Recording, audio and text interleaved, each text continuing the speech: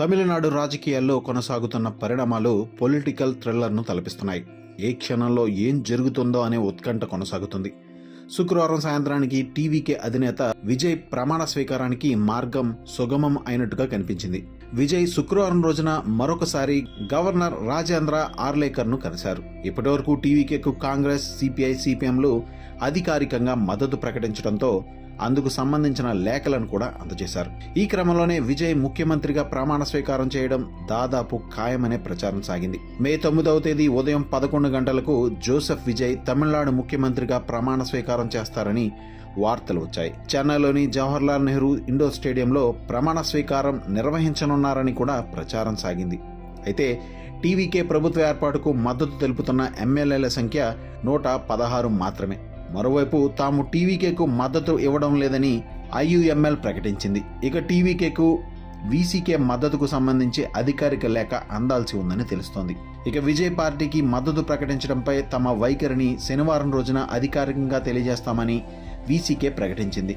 ఈ క్రమంలోనే విజయ్ శుక్రవారం రోజున గవర్నర్ రాజేంద్ర ఆర్లేకర్ను కలిసినప్పటికీ ప్రభుత్వ ఏర్పాటుకు ఆయనకు లోక్ భవన్ నుంచి ఎలాంటి ఆహ్వానం అందలేదు. దీంతో విజయ్ ప్రభుత్వ ఏర్పాటుకు అవసరమైన 118 మంది ఎమ్మెల్యేల మద్దతు తమకు ఉందని లేఖలు సమర్పించాల్సి ఉందని చెబుతున్నారు. దీంతో తమిళనాడు సీఎంగా విజయ్ ప్రమాణ స్వీకారం మరింత ఆలస్యం అయ్యే అవకాశం ఉందని అంటున్నారు. అన్నాడీఎంకేతో విభేదించి దినకరన్ ఆ పార్టీ నుంచి బయటకు వచ్చిన సంగతి తెలిసిందే. ఏఎంఏకే పార్టీ ప్రధాన కార్యదర్శిగా దినకరన్ వ్యవహరిస్తున్న సంగతి తెలిసిందే. ఈ ఎన్నికల్లో ఏఎంఎంకే పార్టీ ఒక స్థానంలో గెలుపొందిన సంగతి కూడా తెలిసిందే. ఈ క్రమంలో దినకరన్ గవర్నర్కు లేఖ రాశారు. అన్నాడీఎంకేకు ప్రభుత్వం ఏర్పాటు చేసే అవకాశం ఇవ్వాలని కోరారు. ప్రభుత్వ ఏర్పాటుకు మాజీ సీఎం పళనిస్వామిని ఆహ్వానించాలని విజ్ఞప్తి చేశారు. ఈ లేఖ ప్రస్తుతం రాజకీయ వర్గాల్లో సంచలనంగా మారింది. మరోవైపు అన్నాడీఎంకే కూడా ప్రభుత్వ ఏర్పాటుకు ప్రయత్నాలు చేస్తున్నట్లుగా తెలుస్తోంది. ఏ మాత్రం అవకాశం దక్కినా అన్నాడీఎంకే చీఫ్ పళనిస్వామి సీఎం అవుతారని ఆ పార్టీ ముఖ్య నేతలు మీడియా ముందు చెప్తున్నారు. ఈ క్రమంలోనే పళనిస్వామి గవర్నర్ రాజేంద్ర ఆర్లేకర్ అపాయింట్మెంట్ కోరారు.